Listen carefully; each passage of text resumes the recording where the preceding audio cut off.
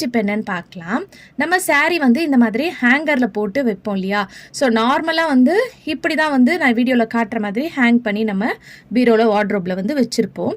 Sometimes வந்து நம்ம blouse வந்து போட்டு வைக்கிறதா இருந்தால் இப்படியே வந்து பார்த்திங்கன்னா இது மேலே வந்து ப்ளவுஸ் வந்து நம்ம போட்டுட்டு அப்படியே வந்து பீரோவில் வந்து வைப்போம். இப்படி வைக்கும்போது ப்ளவுஸ் வந்து சம்டைம்ஸ் வலிக்கிட்டு வந்து பீரோக்குள்ளே எங்கேயாவது பின்னாடி பக்கம் அப்படி இப்படி கீழே விழுந்துரும், வலிக்கு போக சான்ஸ் இருக்குது. ஸோ நான் இன்றைக்கி வீடியோவில் காட்டியிருக்க மாதிரி வைங்க. எவ்வளோ நாள் ஆனாலும் உங்கள் ப்ளவுஸும் சாரியும் வந்து பார்த்திங்கன்னா கலையவே கலையாது.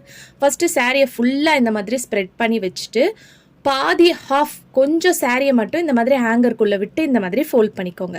இப்போ இந்த இடத்துல வந்து நீங்கள் ப்ளவுஸை வந்து ஃபோல்ட் பண்ணி நடுவில் வச்சுக்கோங்க. ஸோ நான் ஒரு கையில் வந்து வீடியோ எடுத்துகிட்டே இன்னொரு கையில் வந்து பண்ணி காட்டுறனால உங்களுக்கு இதாக இருக்கும், இல்லைனா ஈஸியாக பண்ணிடலாம். இப்போ பேலன்ஸ் இருக்கக்கூடிய சாரியை வந்து இந்த ஹேங்கருக்குள்ளே இந்த மாதிரி போட்டுட்டு ஹேங்கரை வந்து நீங்கள் எடுத்துடலாம். இந்த மாதிரி எடுக்கும்போது உங்கள் சாரியும் வந்து பார்த்திங்கன்னா கலையாது, ப்ளவுஸும் வந்து பார்த்திங்கன்னா அதோட பேர் வந்து செட்டு வந்து இதுக்குள்ளே இருக்கும். உங்களுக்கு ரொம்பவே நீட்டாக இருக்கும். ஒரு சாரி எடுக்கும்போது இன்னொரு சாரி கூட இருக்கிற ப்ளவுஸ் வந்து பார்த்திங்கன்னா கலையும். அந்த ப்ராப்ளம்லாம் எதுவுமே வராது. கண்டிப்பாக ட்ரை பண்ணி பாருங்கள்.